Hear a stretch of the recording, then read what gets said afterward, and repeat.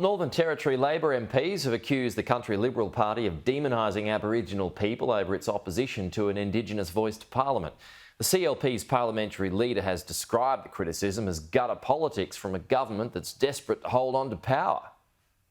It's more than 6 weeks since Australians rejected the proposal for a constitutionally enshrined Indigenous voice to Parliament. In the Northern Territory, the no vote was more than 60%. But the result hasn't stopped the Labor government launching a scathing attack on the country Liberal Party. They ostracise and demonise Aboriginal people. They vote against a referendum and publicly state it. This is what those opposites do. Country Liberal Party Senator Jacinta Price was the most prominent figure in the No campaign. Northern Territory leader Leah Finocchiaro did not take a position until 6 weeks before the referendum, when she revealed she would be voting no.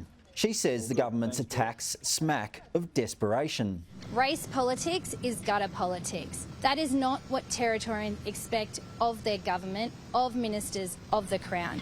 It is appalling behaviour, and Territorians see it for exactly what it is. 3 days after the referendum, the CLP announced it had formed a working group to examine Labor's 2022 treaty report, which recommended the development of First Nations governments within the NT. We understand very clearly from not only the vote in the Northern Territory on the Voice referendum, but from around the country, that voice, treaty and truth-telling is something that Australians at large don't see as a practical pathway forward for the advancement of Aboriginal people, no matter where they live.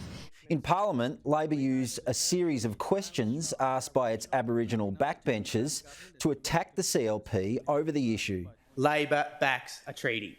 Labor backs local decision-making and Aboriginal people being involved in their futures for their future. That is a commitment that you will continue to see under this Labor government. Labor's attacks might seem misplaced given the resounding defeat of the Voice to Parliament. But with the government expected to lose ground in Darwin at next year's election, party strategists are hoping that Labor can win back at least one of the 2 remote seats held by the CLP. While turnout in these areas was low, most remote Aboriginal communities voted strongly in favour of an Indigenous voice. They know that under a CLP government, they won't be at the table, they'll be on the menu. They will be on the menu. The CLP will come for Aboriginal people and they will destroy and destruct their futures, because that's what's in the DNA of the CLP. When you have Labor members of Parliament resorting to racial degradation of people in the Parliament instead of focusing on the issues before us, what you see is a government that is desperate in its dying days to try and sledge at the CLP.